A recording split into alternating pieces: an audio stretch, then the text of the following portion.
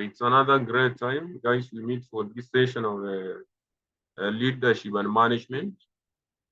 So I'm going to look at various functions of management, of which I will start with the aspect of this topic here, which I will be sharing to you so that we look at it. So that is leading as a functions of management. That is what I will be looking at.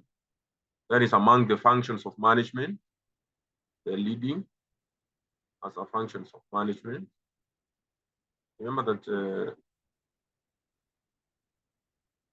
under the leading as a functions of management, we will be looking at the differences between management and leadership, the attributes and the skills of a good leader, delegation, responsibility and accountability, power, authority and accountability. So that is what I will be looking at. So then there's other functions of management. That is from planning, we go to organizing, we go to staffing, controlling. Up to that point, we could have finished the functions of management. Then embark on topic 2. So I've gone to topic 3 before we embark on. We have gone to topic 3 and 4 before I embark on topic 2. Topic 2 is all about the theories of the theories. So topic 2 is all about evolution and development of management thoughts, which contains the various theories. But before we look at this topic 2, let's first do topic 3 and 4, even topic 5, 6. Then I will come to embark on topic 2 later. So I've said we start with leading as a functions of management. We look at the differences between management and leadership, attributes and skills of a good leader, delegation, responsibility and accountability, power, authority and accountability. So you know that there is a PowerPoint note which you already have.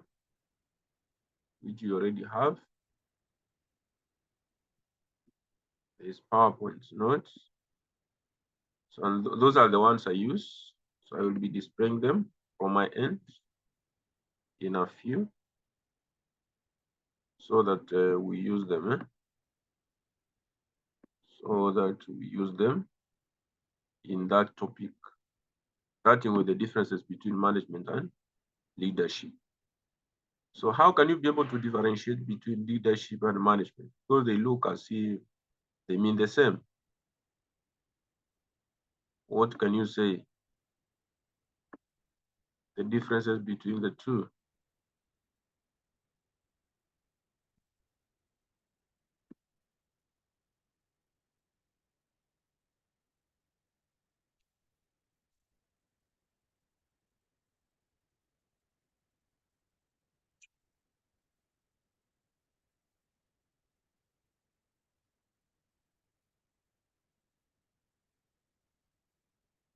Anybody who can try the differences? So what are the differences between leadership and management?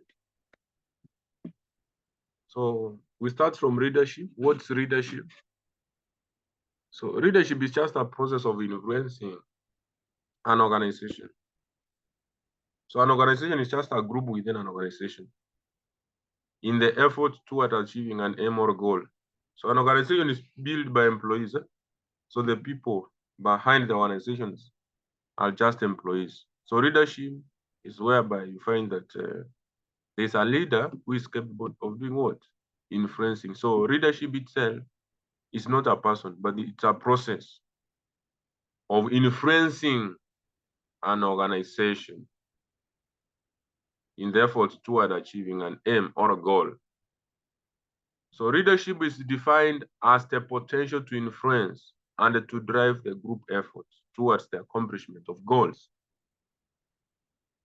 So the potential a leader will have to influence and drive the group efforts towards accomplishment of goals. So now differences between management and leadership. So leadership, we have said, is a process.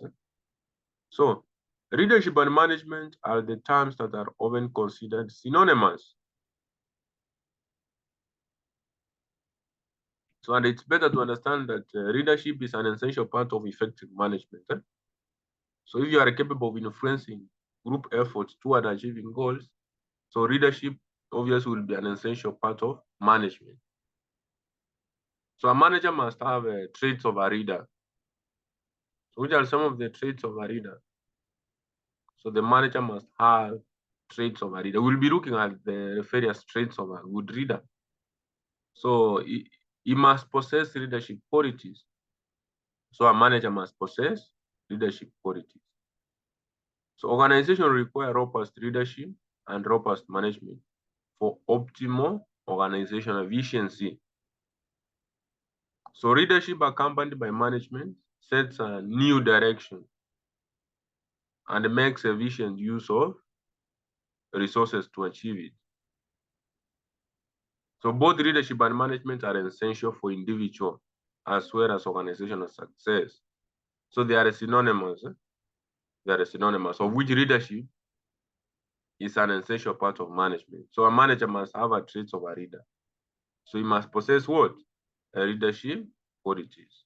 So we need both leadership and management for an individual as well as for the organizational success. So leadership differs from management in a sense that, so now how does leadership differs from management? So while managers lay down the structure, the managers lay down the structure of how the organization is supposed to be run, and delegates authority and responsibility, giving out your part of your work to be done by your immediate people. That is just delegation. So once you do delegation, you remember that a person to be responsible must having the relevant authority. So while managers lay down the structure and delegates authority and responsibility, readers provides direction. So the manager lays down the structure, but now a reader provides direction by developing the organizational vision and communicating it to the employees and inspiring them to achieve it. So you can be able, I think that difference is coming out very clear.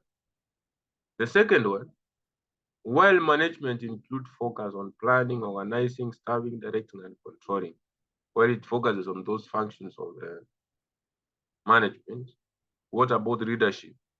It's mainly a part of directing function of management. So leadership would be part of directing functions of management, because as a leader, you have to do what? To focus on making sure that you influence the efforts of the part of the organization, which is the people in the organization. So you have to direct the people effort towards achieving the goals. So leaders focus on listening, building relationship, teamwork, inspiring, motivating, and persuading the followers. The third one, while leaders get his authority from his followers, a manager gets his authority by virtue of his position in the organization.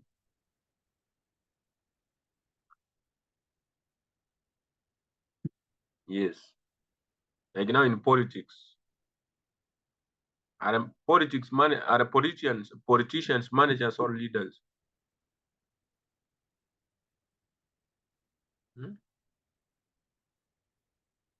Politicians are leaders because they get authority from their followers. Obviously, you will be a powerful leader if you have a larger following. So, but a manager, to be a manager of a certain company, like now, to be a manager of a bank somewhere, is by virtue or is by virtue of your position in the organization. We call you that you are a manager. So while managers follow the organization's policies and procedures, leaders follow their own instinct. Like now, one day, you know the politics of Kenya. So a politician can wake up and say that these things are not run where they are supposed to be run, and the proposes his own things. So leaders follow their own instinct. But now for a manager, you have to follow organizational policies and procedures. So managers is more of science. That is, management is more of science. As the management are exact planned, they are exact, planned, standard, logical, and more of mind. Leadership, on the other hand, is an art. In an organization, if managers are required, then leaders are a must or essential. So remember that we looked at management from three perspectives: as a science and an art, as a profession. So management is more of a science, leadership is an art. Another difference, management deals with the technical dimension in an organization or the job context. So the technical dimension in an organization is dealt with by management. Leadership deals with the people's aspects in an organization.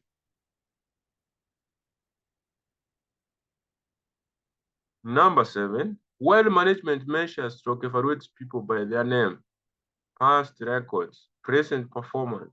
So yes, you will be able to determine a certain person's achievement by what he has done. So you evaluate that person by the name, past records, present performance. So leadership sees and evaluates individual as having the potential for things that can't be measured. So that is, it deals with future, not the past. It deals with the future and the performance of people if their potential is fully extracted. So another one, if management is reactive, leadership is proactive.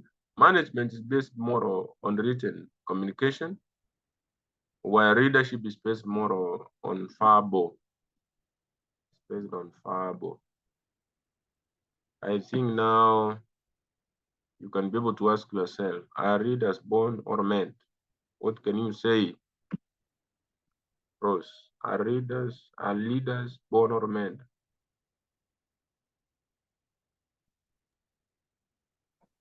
Leaders are made. Leaders are not born.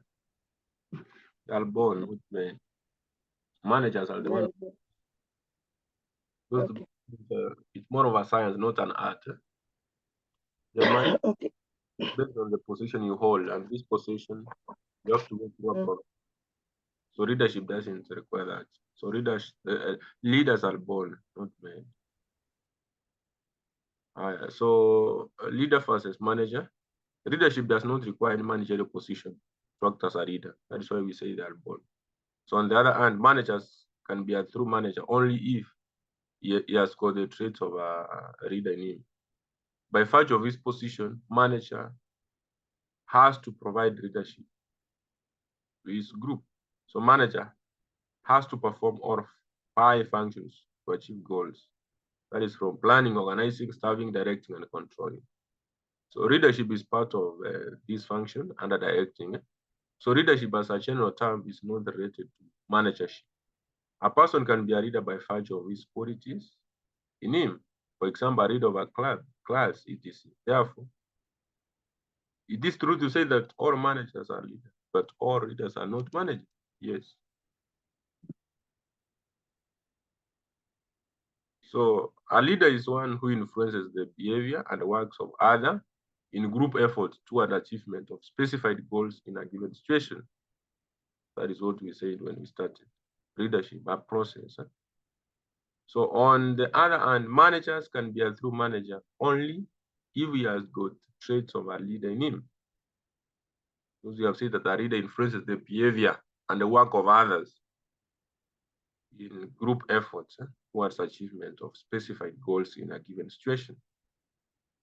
So then managers can be a true manager only if he has got traits of a leader in him. So managers at all levels are expected to be leaders of work so that subordinates willingly carry instructions and accept their guidance. So to be a good manager, you must have traits of a leader. Because all managers must have traits of a leader. because the work of a leader is to influence the behavior and the works of others. Who are you influencing? Your subordinates. So that is why they are saying that managers at all levels are expected to be leaders of work so that subordinates will carry instructions and accept their guidance. So a person can be a leader by virtue of all qualities in him. So attributes of a good leader. Do you know that some of the attributes we start with physical appearance? So a leader has got multidimensional traits in him, which makes him appealing and effective in behavior. A good leader should present physical appearance. A good leader must do what? Should present physical appearance. That is why you can find that once you are presentable, even in terms of dressing well, some people will consider you to be more serious. Yes. You know, the time you were voting for the governor of Nairobi, what people were saying about our present governor. So a leader must have a pleasing appearance. Physique and health are very important for a good leader. So physical appearance is part of the traits. Then we have vision and foresight. A leader cannot maintain influence unless he exhibits that is a forward-looking.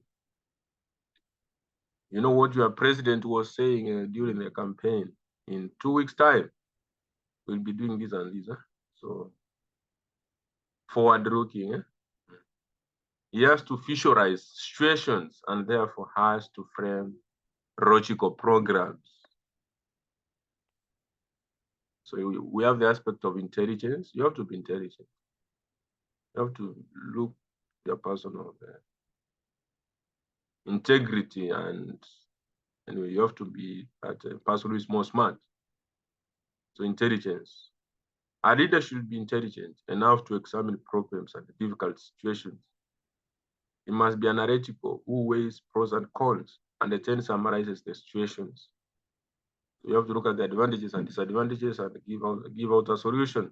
Therefore, a positive bent of mind and a mature outlook is very important. So you have to have a communication skill. A leader must be able to communicate their policies and procedures clearly, precisely, and effectively. Like now, the other day, if you listened to the speech of your current president, it was France, very articulate. So you have to communicate very well, clearly, precisely, and effectively. This can be helpful in persuasion and stimulation. So objective. So a leader has to be having a fair outlook, which is free from bias and which does not reflect his willingness towards a particular individual. He should develop his own opinions and he should base his judgment on facts and logic. But I don't think if this one applies to our leaders in this country. Are they objective? Are they free from bias? I don't think. But they need to do that. To be a good leader, you have to be objective. You have to be free from bias. You don't have to go against an individual. So you have to be free from bias and which does not reflect his willingness towards a particular individual. To be a good leader, you should develop your own opinions and you should base your judgment on facts and logic. That is what we say, that you are a good leader. You are objective. You are not biased. So knowledge of work, you have to know what you are doing. So a leader should be very precisely knowing the nature of work of his subordinates, because it's then he can win the trust and the confidence of his subordinates. You need to understand well generally the people you are leading, what are they supposed to do? If you don't understand now, how can you be able to influence them to achieve the goals? So you have to be knowledgeable of the work. So sense of responsibility. So a leader must have a sense of responsibility towards organizational goals.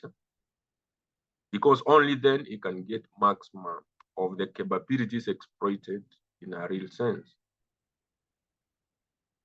So for this, he has to motivate himself and give the best of his abilities. Only then he can motivate the subordinates to the best.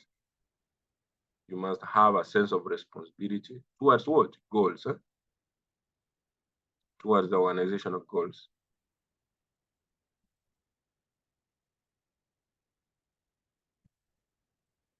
So self-confidence and willpower.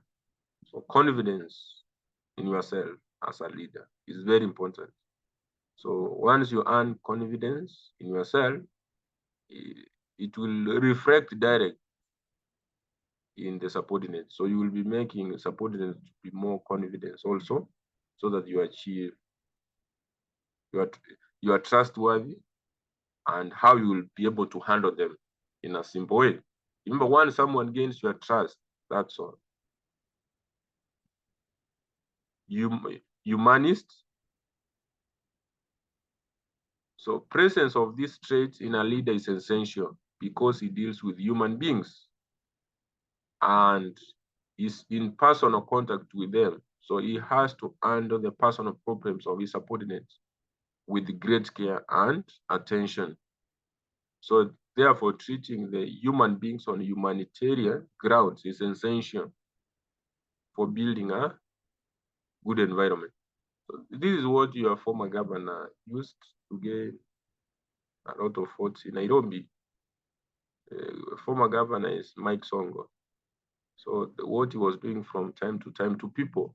So people considered this person to be a humanist. And that is how he got the governorship position when impeached later. So we have empathy. So leaders should understand the problems and complaints of employees, and they should also have a complete view of needs and aspirations of the employees. So this helps in improving human relations and the personal contact with employees. So attributes and skills of a good leader in summary. So in summary, a good leader should be professionally competent, intelligent, analytical, and they should have a sense of fair play, including honesty, sincerity, integrity, and a sense of responsibility. In summary, you have to be professionally competent, intelligent, analytical. You have a sense of fair play. You don't have to be biased. You have to be honest, sincerity, integrity, and a sense of responsibility. You should possess initiative, perseverance, diligent, and realistic in his outlook. He must also be able to communicate with his subordinates effectively. Human relation skills are a must for a leader. Humanists talked about that. Human relation skills are a must for any leader. How to develop leadership skills? How do you develop this? Be passionate. Passionate. Passion is important. Live in accordance with morals and values. You have to be integral. Serve as a role model. Because when people look at you, you behave like a role model. Serve like a role model. Set definitive goals and follow concrete action plan. Maintain a positive attitude. Improve communication skills. Motivate others to greatness. Motivate others to greatness. That is how you can develop leadership skills. You have to be passionate, live in accordance with morals and values, serve as a role model, set definitive goals and follow concrete action plans, maintain a positive attitude, improve communication skills, motivate others to greatness, motivate others to greatness.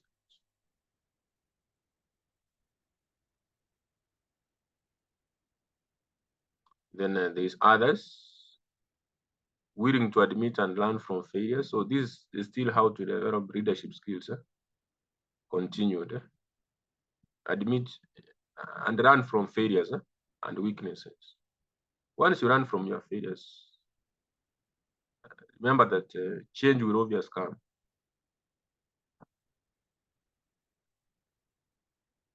We always say that failing for the first time cannot hinder you from achieving your goals. Repeating the failure is only the issue. So you have to admit and learn from failures.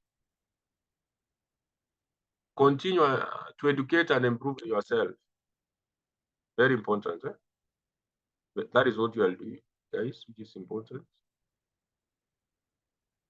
Which is very important.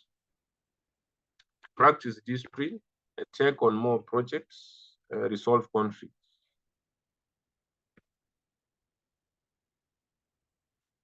So it's just a general assignment as a student, which you can do. Think of a leader that you admire, what you admire about them, and why. So in this world, which leader do you admire? Or you are not into leadership, and why? You can ask yourself that. So we move to the next part of delegation, responsibilities, and accountability. So delegation is the assignment of any responsibility. To delegate is the assignment of any responsibility or authority to another person. So today, for example, I can be able to assign one of your students to do one of my sessions. So if I'm not allowed, so I have done what? I have delegated. I have assigned my authority and responsibility to another person. So normally from a manager to a subordinate to carry out specific activities. So however, the person who delegated the work remains accountable for the outcome of the delegated work.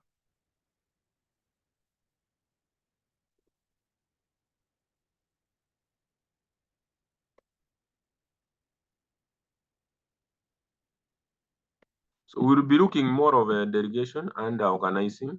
So I can be able to open that side.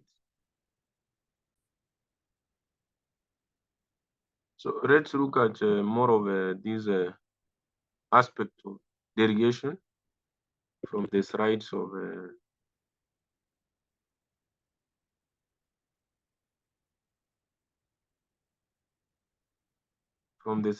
the organizing.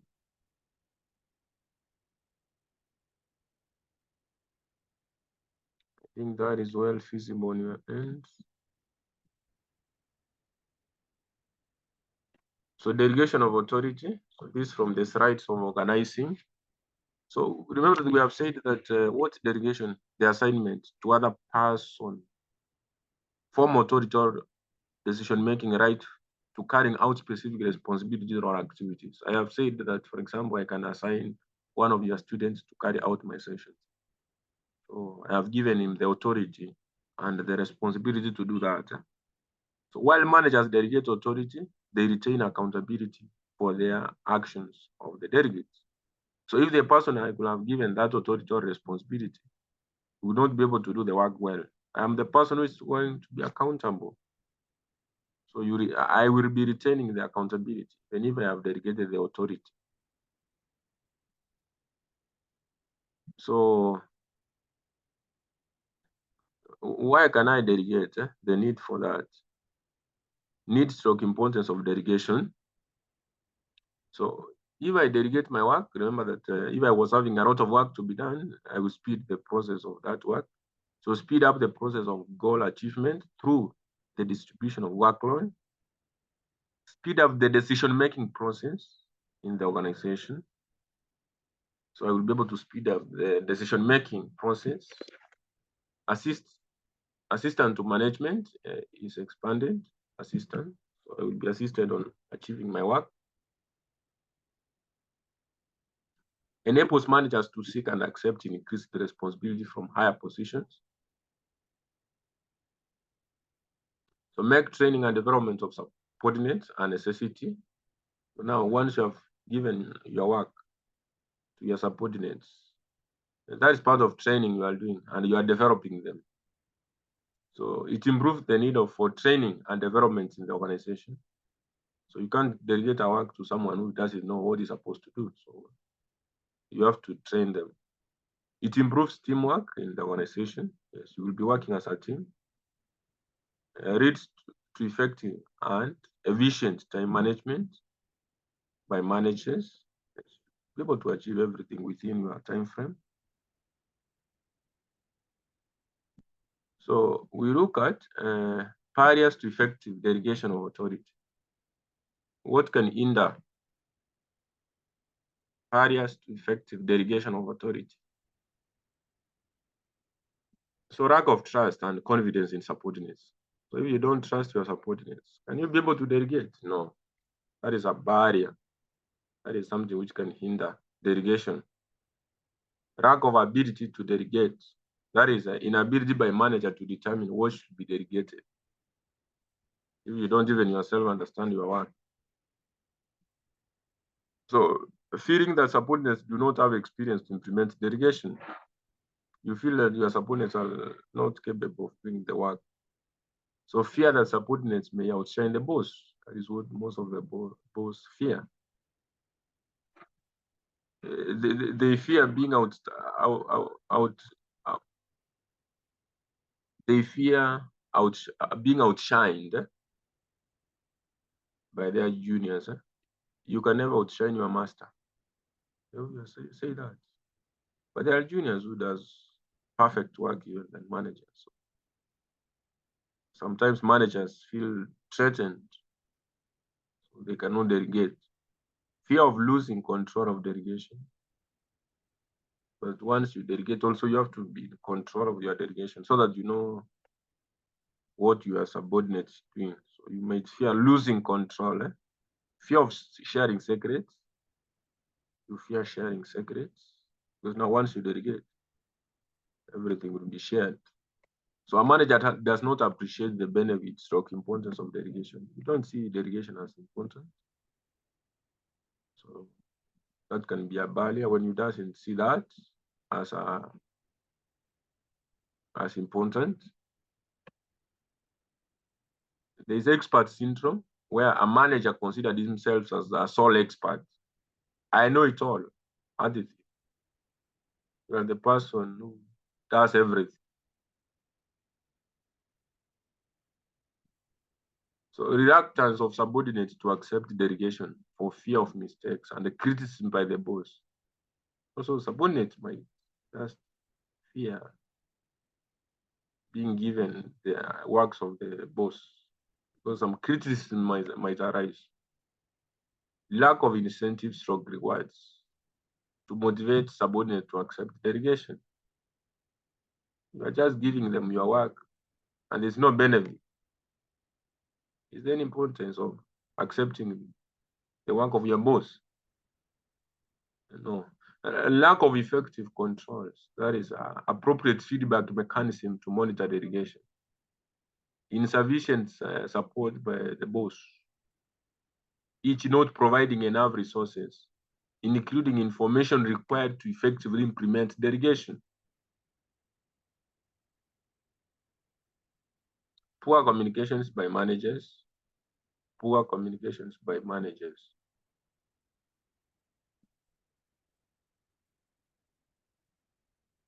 So you have seen how many are these barriers to effective delegation? 14, around 10. Yeah. It was 1, 2, 3, 4, 5, 6, 7, 8, 9, 10. So there are 30. So measures to improve delegation of authority. How can you improve delegation? How can you motivate your subordinates? How can even the boss himself be motivated to delegate?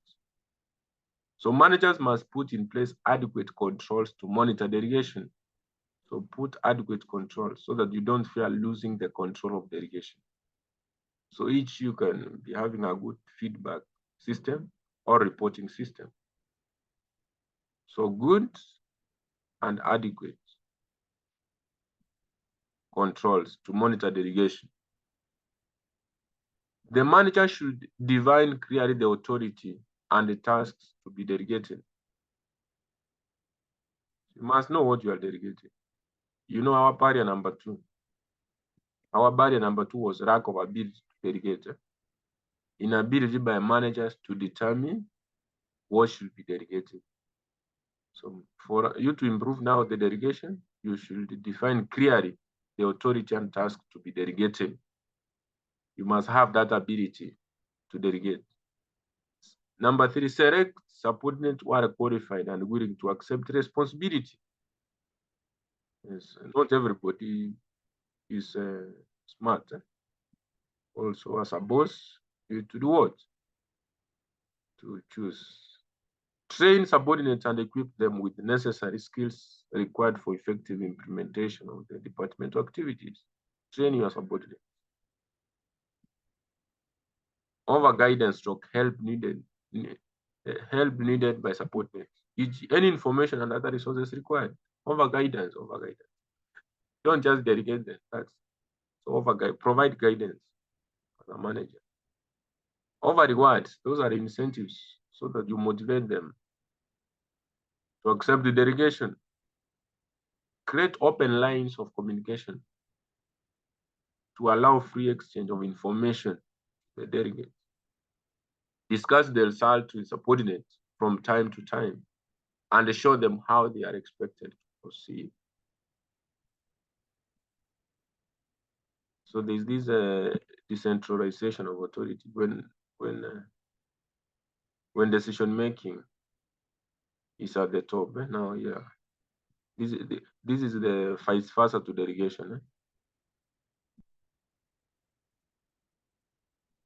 So this one we'll look at it later when we will be talking about this topic, this function, that is the organizing functions of management. So we have looked at directing because it was part of that leading.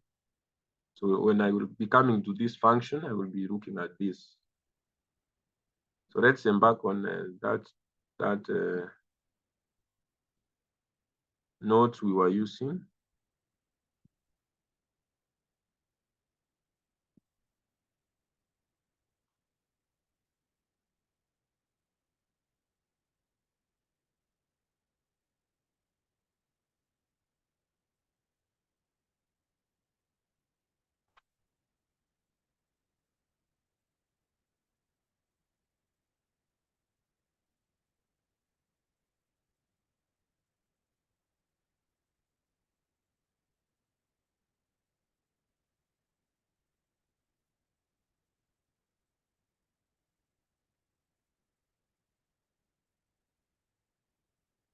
I think you are seeing this slide of differences between accountability and leadership. I want to confirm before I continue.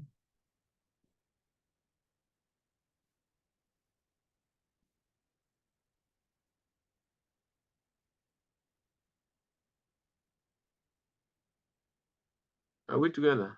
You are seeing that? Delegation, responsibility, and accountability? Yes?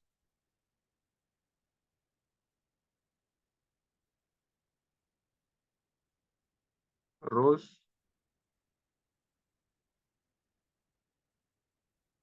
Rogers, what are you seeing on your screen? Yes, it's very clear. Delegations, responsibility, and accountability. It's okay. Accountability. So we have looked at this delegation from the sides of organizing. So we continue. When things go wrong in an organization, it's common to ask these two questions. Who was responsible? And who should be held accountable? Obviously, the manager must be held accountable. Even if he had delegated, the accountability remains with him. So we talk about the differences between accountability and responsibility. So responsibility and accountability are often used in interchange. They interchange, but these words have distinct meanings that separate them and their roles in the workplace. So it's imperative that leaders understand the differences between accountability and responsibility if they want to more if they want to move their organizations forward. They have to understand the differences between being accountable and responsible. So accountability and responsibility can't be lumped into the same bucket. If they interchange each other, even if they interchange each other. So although these two terms have some similarities, a few differences, a few distinct characteristics separate them in the workplace. So the responsibility. Now, which are these the characteristics? So differences between these. So responsibility can be shared. You can work with a team of people to divide responsibilities. That is why you can, yes, you can be too.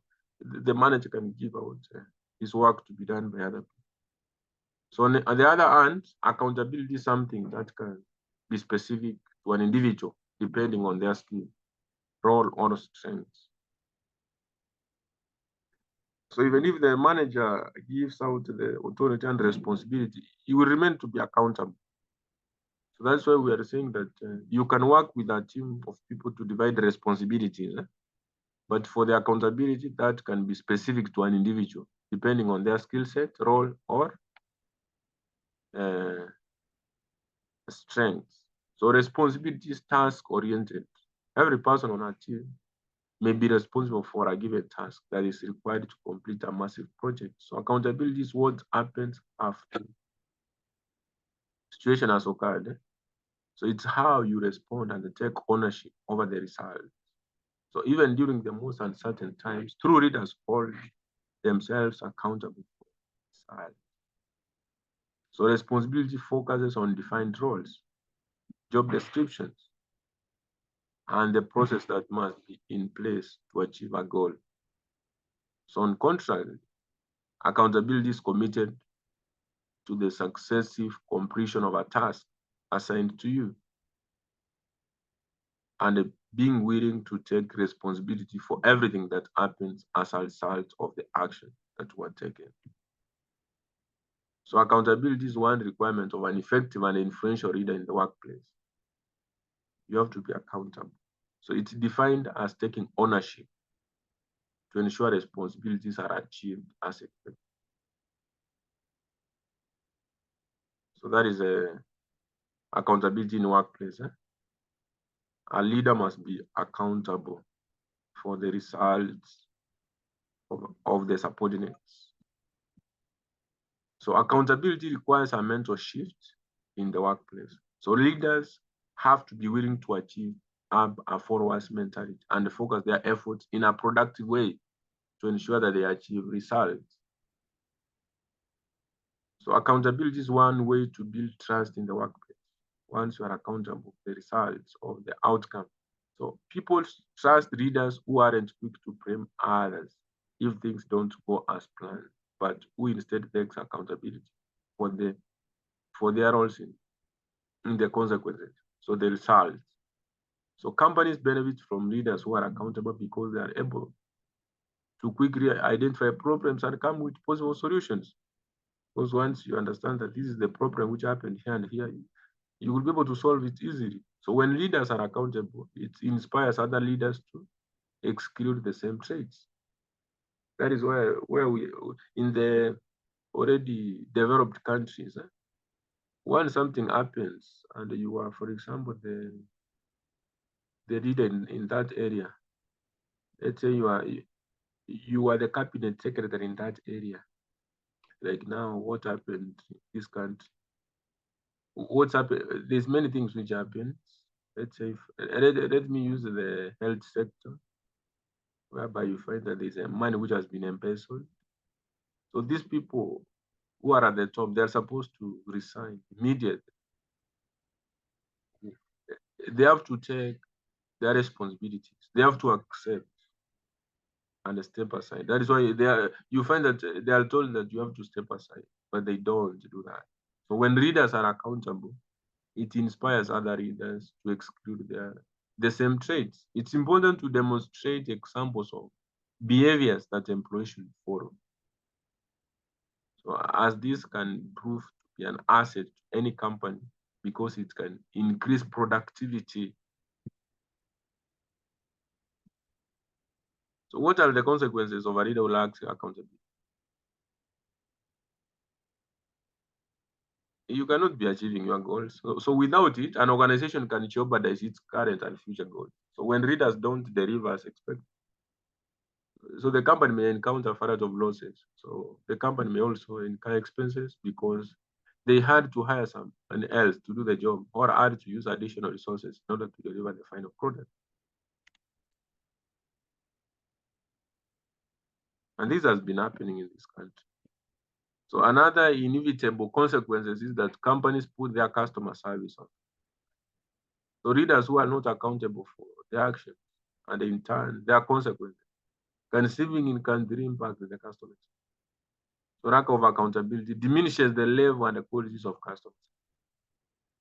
So they will lose confidence of the company itself. And that is how you will lose customers. And that is how you will make losses. So it can also impact how customers are treated, which can lead to negative reviews, dissatisfied customers, and a shaken customer relationship. So just a minute, we continue.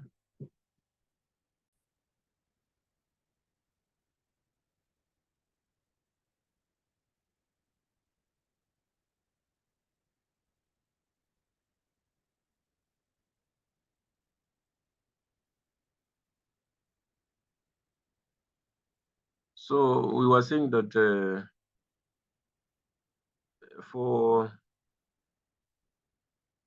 an organization to go forward, leaders must accept to be accountable, because a failure to do that, there's various consequences. So we were under customers, so it can impact customers, which can lead to negative reviews, dissatisfied customers, and shaken customers' relationship. That is a bad picture generally to the growth of the organization. So employees' engagement can also drop.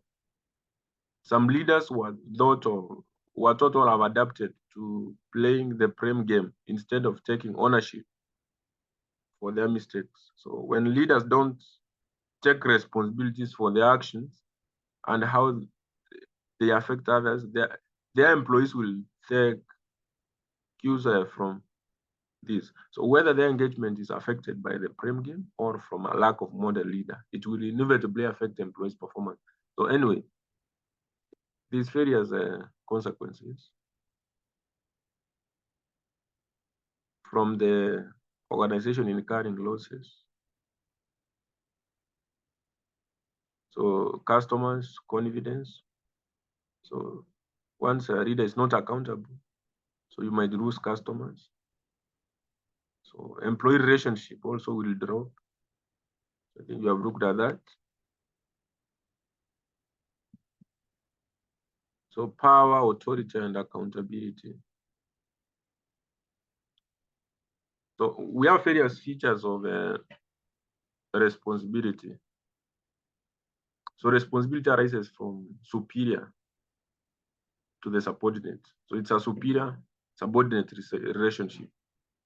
So from superior subordinate to the subordinate. So it's a superior subordinate relationship. So features of responsibilities. The first one is that one. It's a superior subordinate relationship. It's always for upwards. It follow upwards from junior to seniors. Yes, you know that the responsibilities of a junior are not the same as of a senior. So it flows upwards. So arises from duty assigned, It cannot be delegated.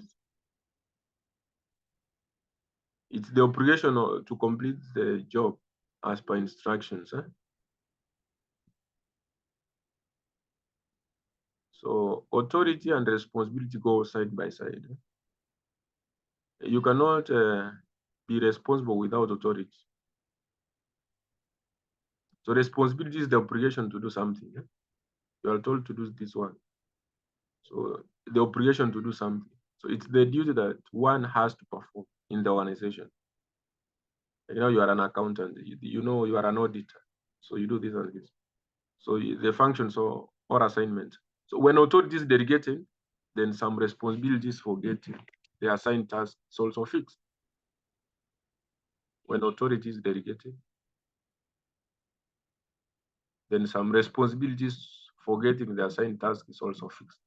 So one can delegate authority, but not responsibility. So there should be appropriate authority for getting the things done.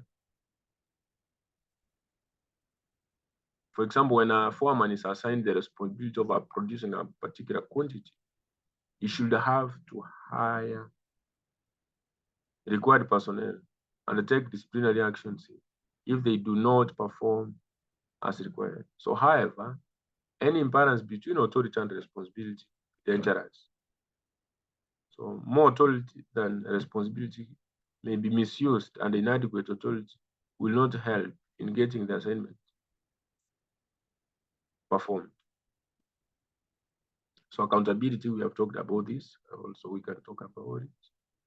So, accountability is the obligation of an individual to formally report to his superior about the work he has done to discharge his responsibility. So when a subordinate reports about his performance, success or failure to his superior, he discharges his accountability that this is what I've done, this is what I've done. So accountability is related to assigned work and reporting of its performance. So Lewis Allen, this is a scholar, defined accountability as the obligation to carry out the obligation to carry out responsibility and exercise authority in terms of performance standards established. In the works of Farron, accountability refers to the fact that each performer who is given authority and responsibility must recognize that the executive above him will judge the quality of his performance. You have to report to the immediate person. So responsibility and accountability goes hand in hand. The rate arises out to the former. So natures of accountability cannot be delegated. We have talked about that. Always upwards, unitary, accountability standards. So cannot be delegated. So accountability cannot be delegated to anybody else. Even though the work may be done by a subordinate, a person remains accountable to his superior for the work given to him. Always upwards, authority always goes downwards, and accountability goes upwards. A subordinate remains accountable to the boss above. Unitary, accountability is always unitary. Subordinate should be accountable to only one boss. We'll be looking at 14 principles of management. In case he is made accountable to more than one boss, there will be a confusion and friction. So different bosses may give their own orders and expect different performances. So it's essential that subordinate is accountable to only one boss. So accountability standards, the responsibility and accountability should be precisely fixed so as to see whether the assigned task is completed or not. So there should be specific standards of charging the accountability. So we talk about power, the capacity to influence the behavior of others. That is power. You have power to influence the behavior of others. Power is not necessarily the corollary of authority. So a person may not have an authority, but still he can yield power. So in fact, authority is the right to command, whereas power is the capacity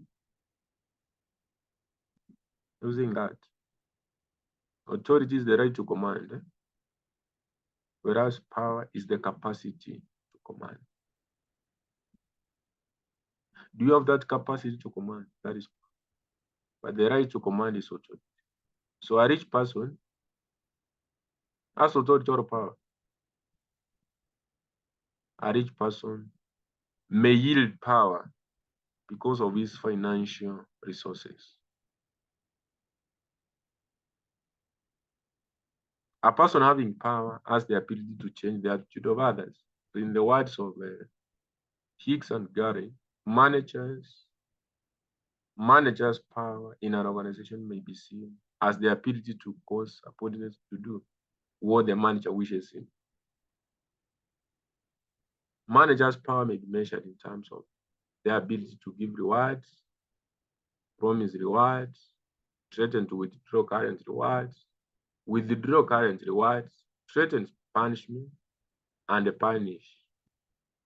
In the sense, power is exercised not only to give benefits to a person for behaving in a particular manner, but also for withdrawing the benefits already if it does not follow the command. We have sources of power. We have legitimate power, reward power. We have coercive power and expert power. So let's look at one by one. We start from legitimate power. So the power corresponds authority. So when a person is lawfully entitled to exercise power over the other, it is called legitimate power. You are lawfully entitled to do what? To exercise power over others. The influence has the authority to influence the behavior of the other person. Legitimate, lawfully entitled to exercise power over the other. Reward power. So when we talk about reward power, when a person has the power to give rewards to others for behaving or doing what the influence wants them to, it's a reward power from the word reward. Since people can benefit by obeying the power of the person, they will fall in line. So coercive power implies non-physical punishment. So the influence has the power to punish a subordinate for not carrying out orders or for not meeting requirements. Expert power, when a person has an expert knowledge of some kind or is a specialist in a particular case, then one can influence the behavior of others. A doctor has the expert power on his patient. He has knowledge, kind of knowledge. He's a specialist. So a production manager may yield influence in his subordinate because of his vast experience and expertise in a specific manufacturing field. And we come to the end.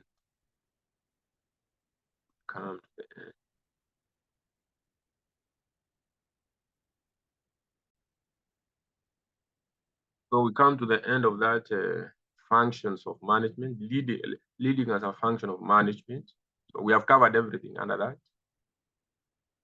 So we said other functions of management are like which one? Because we have looked at topic 3, leading as a functions of management. We have looked at differences between management and leadership. We have looked at attributes and skills of a good leader. Delegation, responsibility, and accountability, we have looked at that. We have looked at power, authority, and accountability. So in our next session, I will be moving to other functions of management. So we start from planning. We look at what is the importance of it. We look at introduction, importance, planning process, types of plans, approaches to planning. We go to organizing, we go to staffing, we go to controlling. That is topic 4. So we can stop at this point if there's no any concern. Give you around 20 minutes, then I think you do advanced financial reporting. So we'll be having another session for that. And you know that from 8 have a nice break. Then we meet on the other side. So I will be sharing this session online. For the guys who would like to join this session can join. The guys who will be coming across this video, it will be interested to join. You can join. Is there any question? So far, so good. Mwalimu, you had talked of Friday classes. Also, you will not be able to manage. Friday, because myself, I have another one during that time. So meaning that we just shift to the Sunday. It remains. Sorry? So meaning that it will remain to be on Sunday. Sunday what? I said Sunday. I said in the group something like Sunday. Because I have other sessions. Sundays we can be doing from 4 p.m. to 6 p.m. Or if you allow, we can even do earlier. 4 to 6 is okay. It's okay. Yeah. Even early morning, maybe weekends. If it's okay with you, we can do even 6 in the morning. Okay. Rogers, is that fine? It's okay with me. We do from 6 to 8. On Sundays, yeah? Yes, instead of in the evening. All right. So we have settled on 6. But I think for Sundays, Which other day? there are those people who attend the first service. So maybe we do from a bit earlier than 4. I will be able to share that information. You will be able to share with them. You see. But even they are not here. Yes, I know that guys who are supposed to attend. But you are not many. This one you can come into agreement. So one of you will share that information. If we can be doing on Sunday morning, you see. If we will agree on that. So we'll be able to discuss about Sunday. Doing in the morning can be better, can be more better than evening hours. Have a nice time. See you next time. Yeah.